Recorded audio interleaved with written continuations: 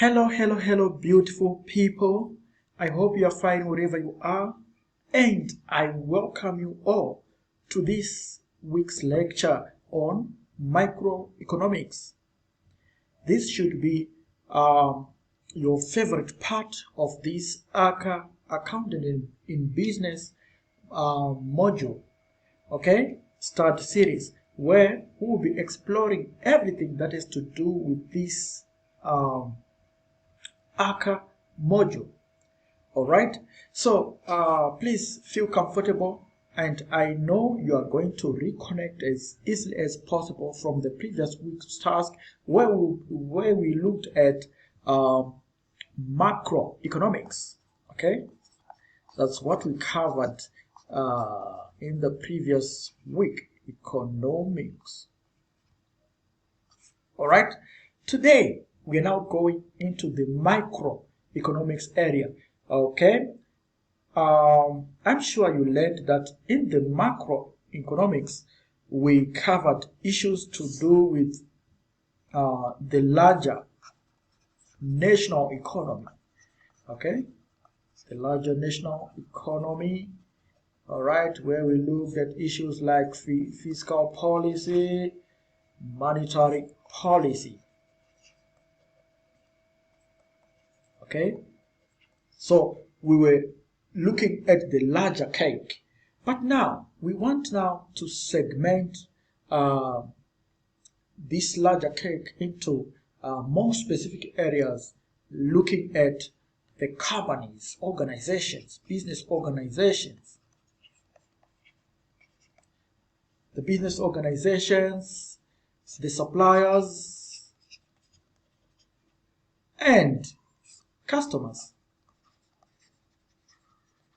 Okay, that's what we want to look when we are looking at microeconomics. So without wasting much of your time, let us get into detail. All right, so like I've indicated, we're going to look at how the price of a product and the amount of it demanded and supplied are determined through the interaction of demand and supply.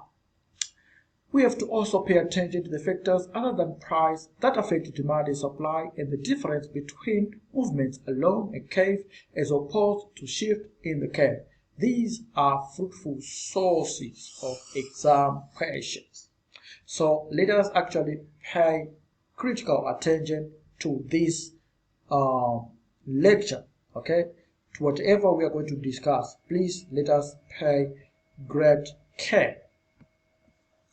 Alright, so what is microeconomics? This is the branch of economics that deals with the price and cost of manufacturing goods and with the reactions of suppliers and customers.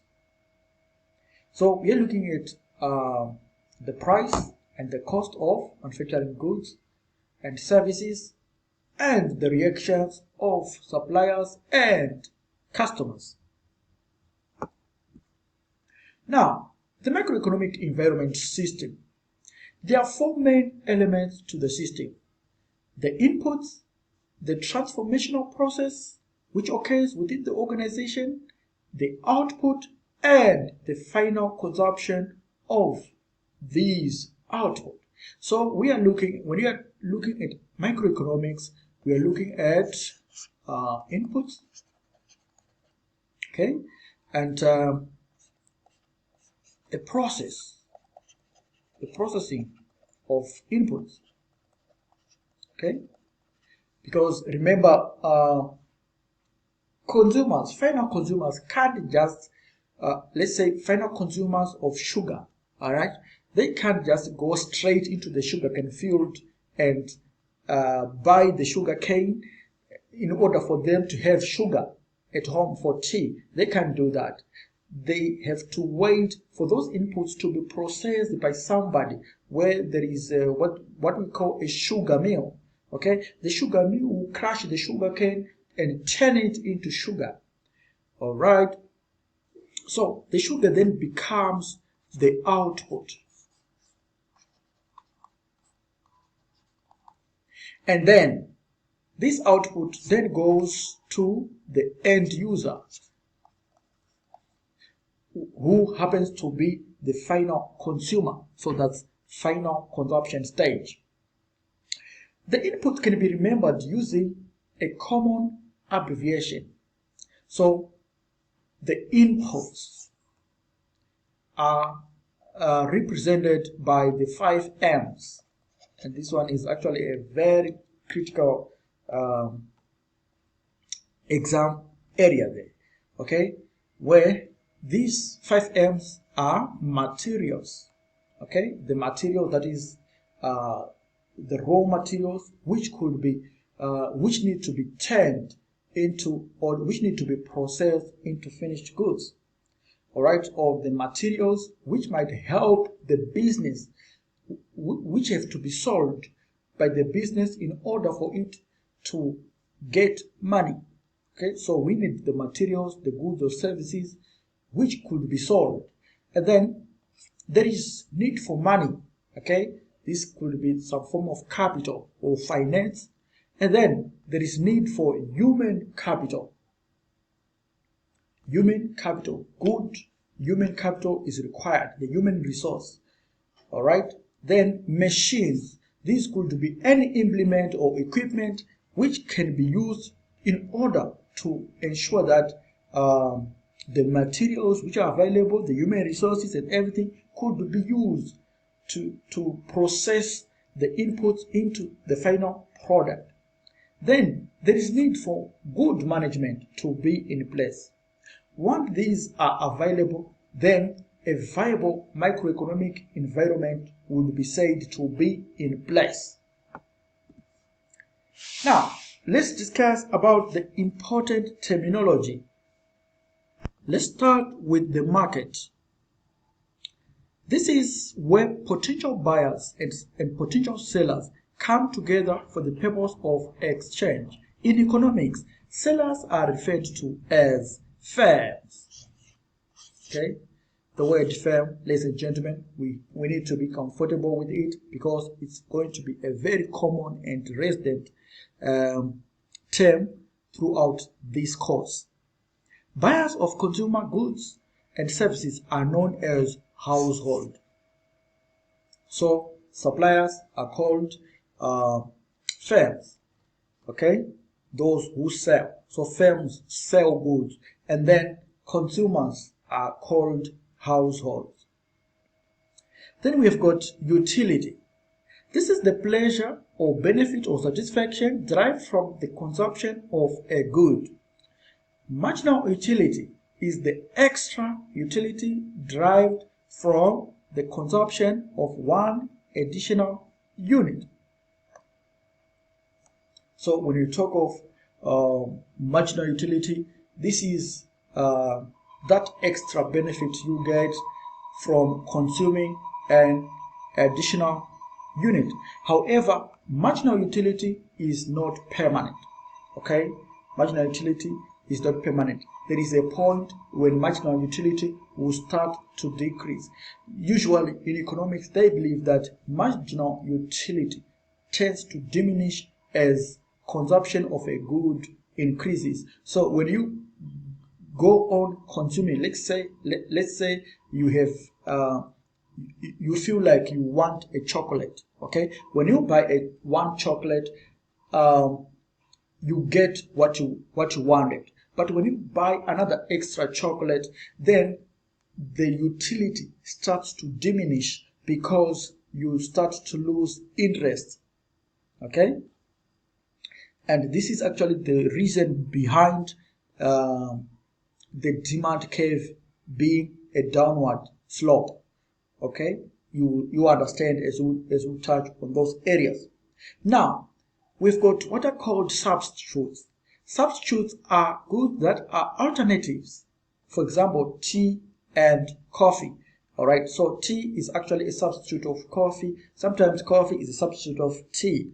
All right, a rise in the price of a good is likely to produce an increase in demand for its substitute. So when the price for tea increases, obviously the demand for coffee, which is a substitute, would also increase. So that means that the demand for tea will actually fall as its price increases. What about in the environment of complements or complementary products? Complements are goods that are bought and used together. For example, tea and milk. A rise in the price of a good is likely to produce a fall in demand for its complement. So when a complement, because these goods are consumed together, okay? So a rise in one of the complement will actually trigger a fall in demand of the complement. That's the trick, because they are consumed simultaneously. Now, let's talk of the rationality of consumers. It is believed that consumers are rational. When you are talking of rationality, we are saying that they have got brains. They have got brains. Okay? Or they are reasonable. Consumers are reasonable human beings. Human beings. They think. Okay? They get or they enter into that shop or supermarket with their eyes open. They are not blinkered. Of course, they are thoughts, they are, pickpockets. They know that consumers do not have brains. But that's a meal for another day. Okay, what we are talking about here is, in the general sense, consumers have got brains. Okay, they think. All right, they are rational. They prefer more to less. Okay, actually, when they get in the shop, they expect to buy, to fill all those shopping baskets. They expect them, or even shopping trolleys, they expect to fill them for less amount. Okay, so they want a gain. All right, they do not want to lose, so they prefer more to less. They will substitute one good for another if the price is right. So, they might actually go for the substitute when that substitute is being offered at a good price. They attempt to maximize total utility from a limited income. So, income is actually a scarce resource. All right? So, on that limited income, they would want to maximize utility. When you are talking of maximizing utility, you are saying we should benefit to the last cent. With the amount, with the legal resource we have, we should ensure we have benefited more from it. Okay? So, marginal utility from a good diminishes as consumption of it increases. So, consumers start to lose interest when there is extended supply, or when there is an increase in the supply of a good. They tend to lose interest. So, the marginal utility from a good diminishes as consumption of it increases. Alright? We talked about this. Then quantities purchased will be adjusted until their marginal utilities are equal.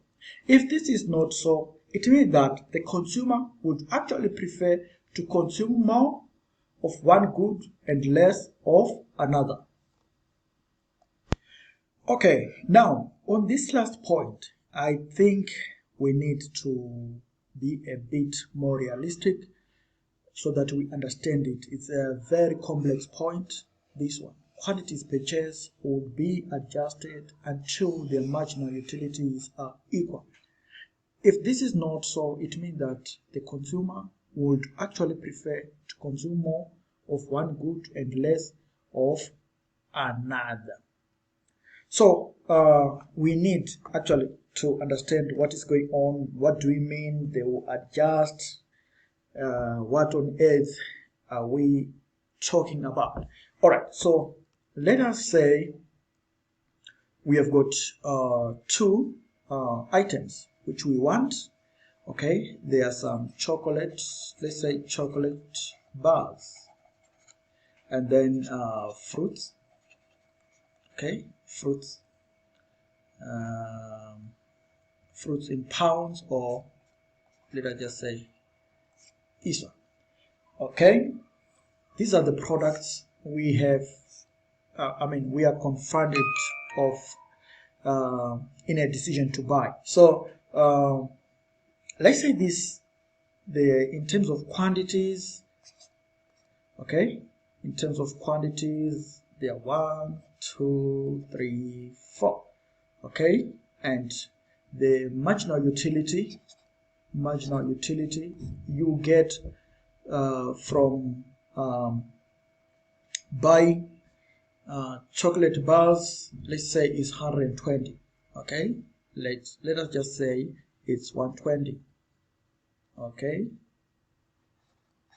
120, and then when you are given another chocolate, when you take another chocolate number 2, the benefit becomes 100, because remember we said that marginal utility diminishes as the consumption of a commodity increases.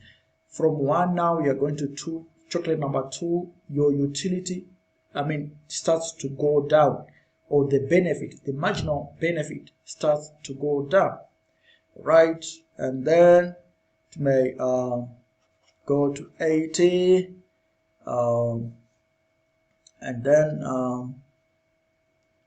okay, let me just say, instead of 80, let me just put the benefit to say 50. Okay, because it doesn't mean that the diminishing of the utility is linear. It's not like it's linear, but to some extent it falls. All right, so the idea is to show a falling utility. Okay, good. Okay, we do the same for the fruit. Let's say the quantity available for this fruit. We also have got the instances when you are given or when you consume the fruit. There are 4 instances again, similar to the instances available to the chocolate bar.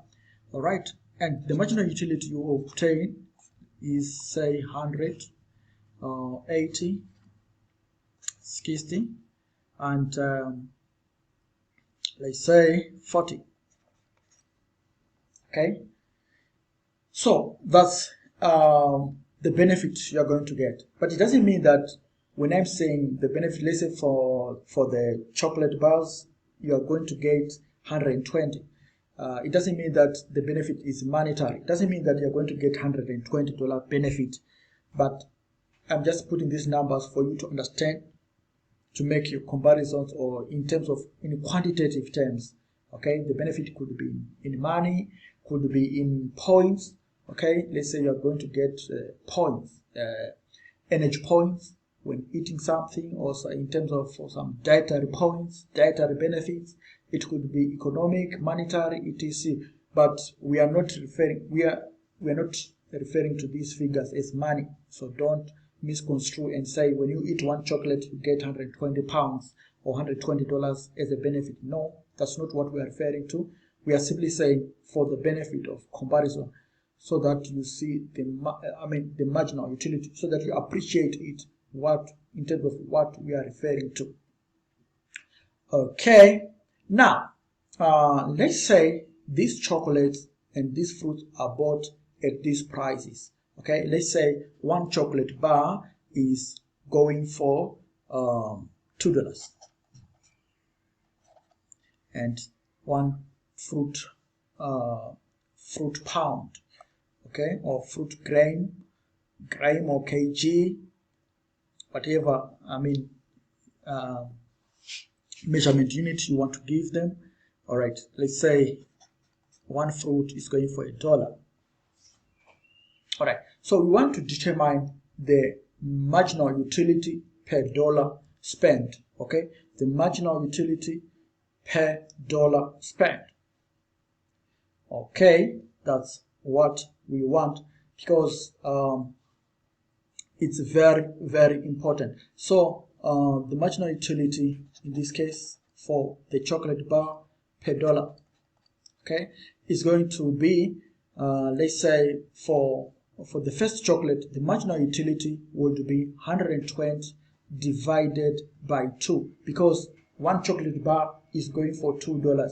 So the marginal utility should be the marginal utility per dollar should be the 120 divided by the price of the chocolate bar. So that's 120 divided by 2, and we are going to get a 60. So the marginal utility in this case is going to be 60. Okay, and then when we take the second chocolate, the marginal utility becomes 100 divided by 2, which means it becomes 50. Then when you take the third chocolate, the marginal utility becomes 25. When you take the fourth chocolate, that's 20 over 2, it becomes 10. Then we go to the fruits. When you take the first fruit, your marginal utility per dollar becomes 100 divided by $1. So the marginal utility per dollar spent should be 100 divided by $1, because one fruit goes for $1. So that's 100 over $1, that becomes 100. Here it becomes 80, 60, 40.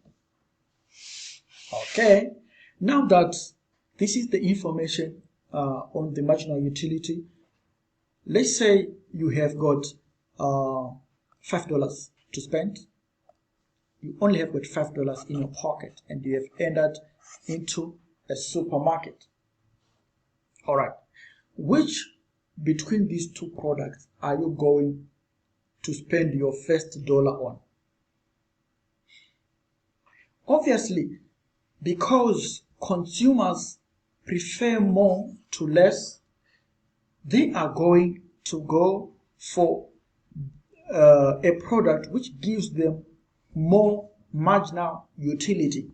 So they are going, obviously your first dollar is going to be used on the purchase of the fruit, okay, because this is your first dollar should go to this, to the fruit, because the first fruit gives you more marginal utility than the first chocolate, as you can see there.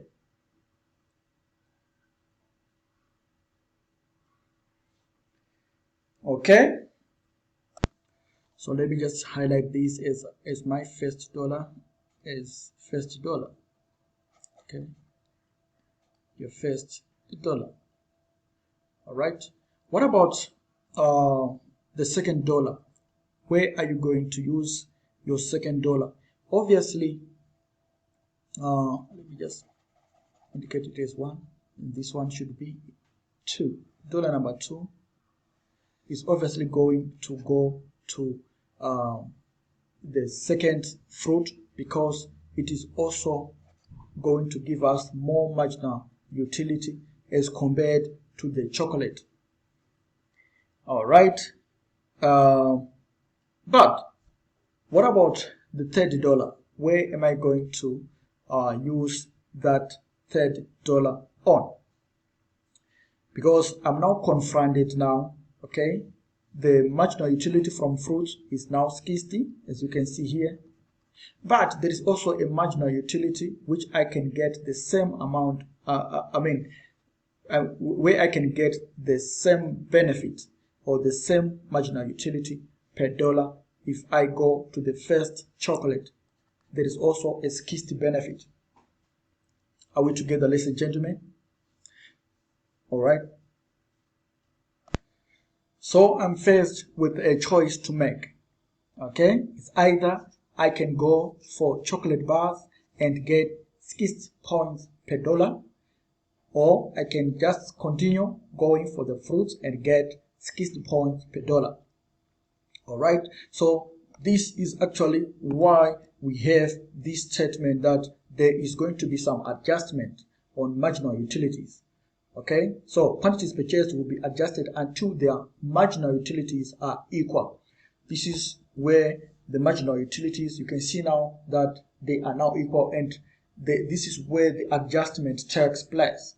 All right, so for simplicity, let us just say I will continue buying the chocolate. So my $30 has gone. I'm now left with $2. Okay, I'm now left with $2. I can choose to just buy half a chocolate bar. Okay, I can choose, okay, to buy half a chocolate bar here at $1.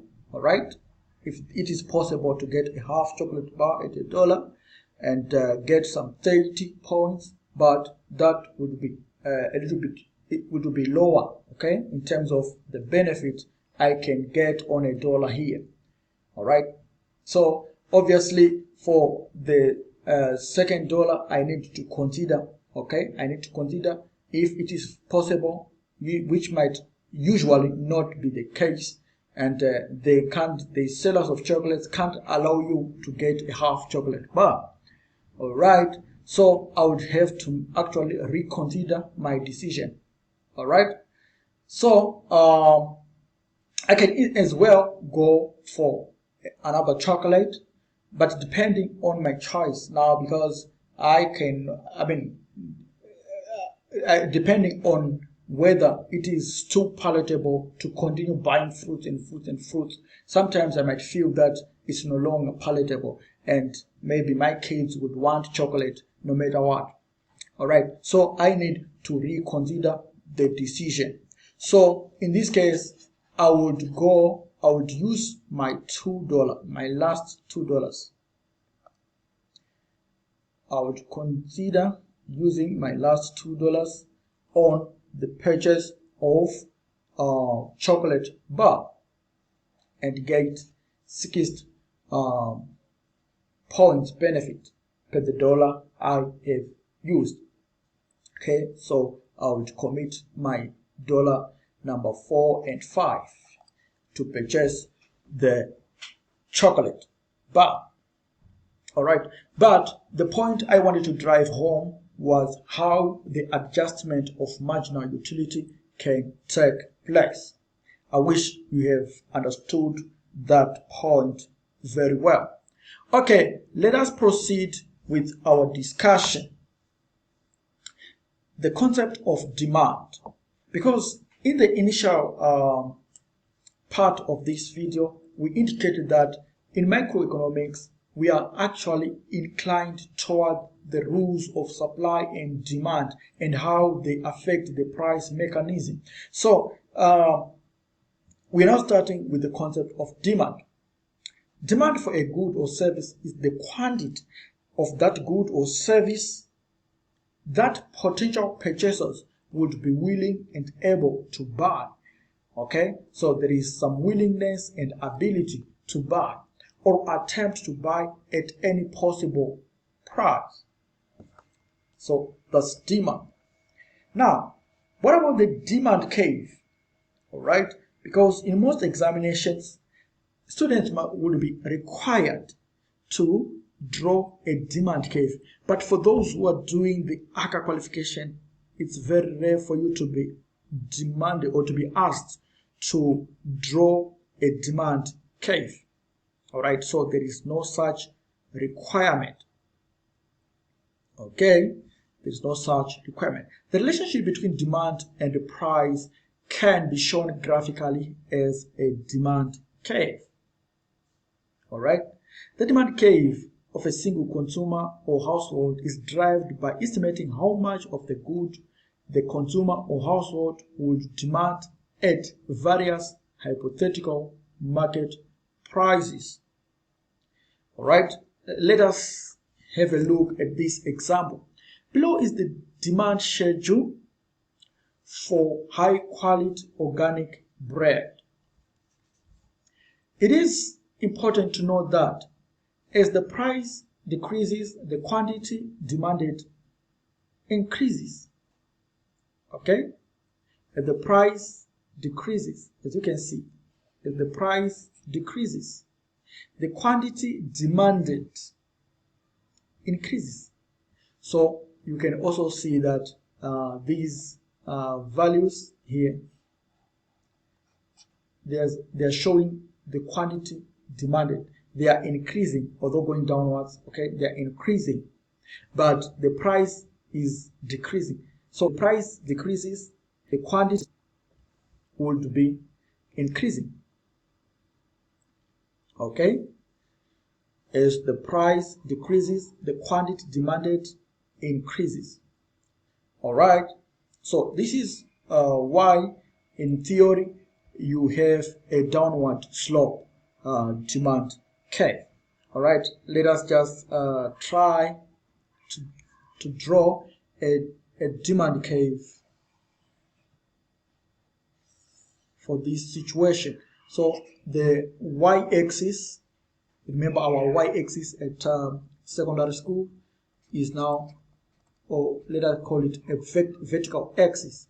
This is for the price P, okay? And then we have got quantity demanded, the horizontal axis. Oh, what's going on? There's no power. Okay, let me just plug in. Right. Sorry for that. Now, this represents quantity demanded. Okay, so you can start at price of $2, and we have $3,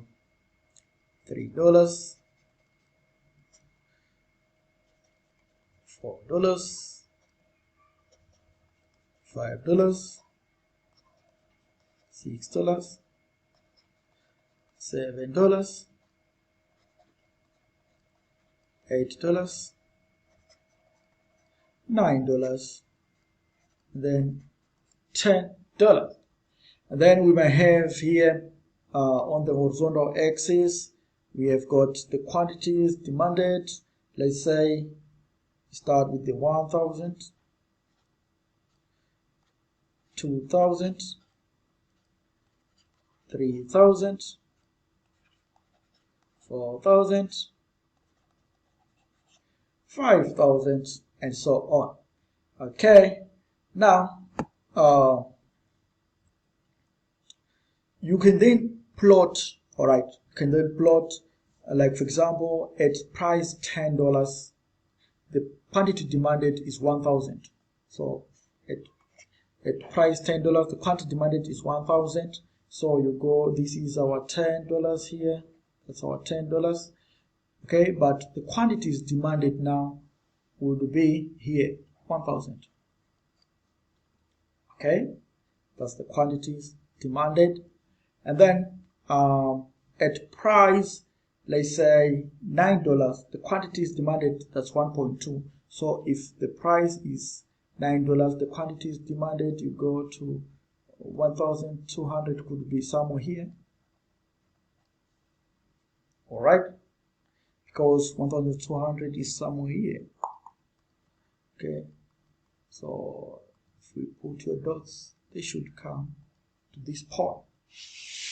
All right, and then when price is say $8, then the quantities demanded will be 1.4. You get to $8, and to go to 1.4 could be somewhere here. Okay, 1.4.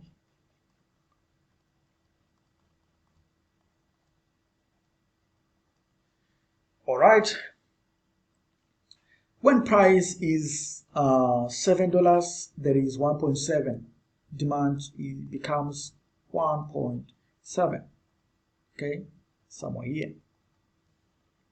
When price is $6, then quantities demanded is 2,000.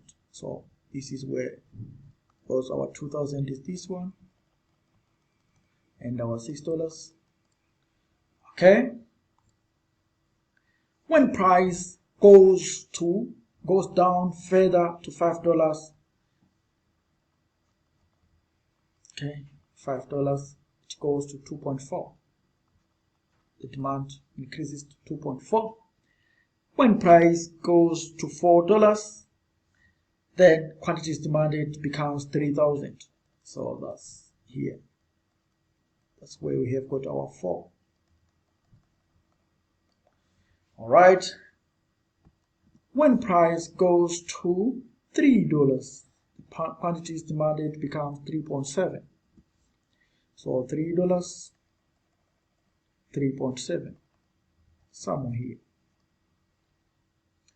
And then when price comes to $2, then quantities demanded will be 4.5. So you can see that the demand curve is a downward sloping curve. Usually in most textbooks it is drawn as a straight line, but in theory it is like this. It is downward sloping. Okay, that's it, ladies and gentlemen. So this means that as prices decrease, as the price fall, the quantities demanded increase. They increase. All right. So as can be seen through the this demand curve, the relationship between the price and quantity demanded is clearly seen. All right. As the price of the bread decreases, the demand for the bread increases. So customers start to demand more. All right. So the curve slopes down because marginal utility declines as consumption increases. Okay, so the reason why the price is falling is because the utility that is gained from the consumption of the bread is diminishing. So the benefit of consuming more bread is diminishing. So the price of the bread becomes low. All right. I think there we have spoken it all. Then, for most goods, as price increases, the quantity demanded will reduce, as we have just seen. The demand curve drawn above shows a linear decrease. In practice, the demand curve is likely to be curved. I've explained that. The position and slope of the demand curve, as highlighted above, depends on. There are so many factors that affects the behavior of the demand curve. The price of the goods. Okay? If the prices are high, then the quantity demanded is going to be very low. If the price goes down, the quantity demanded is going to increase. Consumers' income. Very high income might imply that a change in price will not make much difference to the demand. Then we talked of the substitutes, the effect of substitute and complement. A substitute product is one that can be bought as an alternative. For example, olive oil and sunflower oil are substitute for some purposes. If the price of olive oil increases, the demand for sunflower oil is likely to increase as consumers switch. Complementary products are often bought together. For example, cars and petrol. If the price of cars reduces, more are bought, but more petrol will also be bought even though its price has not changed. So that's the issue here there. Then fashion and taste. A fashionable item will have high demand and consumers may be prepared to pay a high price. So fashionable items now, they tend to have some conflicting demand curves. The higher the price, sometimes the higher the demand because it's a fashionable thing. For example, when we are talking of iPhones or Apple computers, they're fashionable, and even if the price goes up, they are also going to have a high demand because they are just trendy items. So whether the goods are essential or luxury, we need to consider that, and that's also another factor which might affect the behavior of the demand curve. If goods are essentials, like for example basic food, then high prices will not affect demand greatly. For example, to those who eat salsa or thick porridge, even if the prices of mealie meal goes up, the quantities demanded are not likely going to be affected. They will remain the same. If goods are like luxuries, or at least purchase of them is discretionary, then a rise in price can cause a steep fall in demand. For example, the purchase of foreign holidays is markedly affected by the price of those holidays. Then we have got what is called expectation of future price changes. If consumers think the price will rise, for example, in this current situation, everyone is expecting that the price of petrol is going to rise. People will do whatever trick they can do to ensure they are not going to be affected by the shortage of petrol. Some of them end up buying a lot of petrols and store them in their garages and so forth. Okay? So if consumers think the price will rise, then current demand is increased as they stock on the goods. Okay? So as they stock, my screen here is obscured. Okay, so as they stock on the goods, as they stock up on the goods. All right, I was not seeing the up clearly. All right, that is the thing there, ladies and gentlemen. Now let's discuss on the shift in the demand curve. What causes the demand curve to shift either to the right or to the left? All right, remember the demand curve in theory is like this. Okay, that's the demand curve we are talking about. All right, so there are situations when the demand curve will shift either to the right or to the left. All right, so we need to discuss that in the next video. All right, so far I hope you have been helped in this basic background of microeconomics. So if you feel you need more coaching, or you have got a kid who is studying the ACCA qualification or an accountant qualification, be it at university degree level and so forth, please do not hesitate to contact me. I teach online. We are an online-based school, so we will help your kids. All right. Don't forget to subscribe and click on the notification bell. All right, so that you keep updated, you keep informed whenever we upload a new video. All right. Until next time, may the good Lord continue to bless you abundantly. Thank you.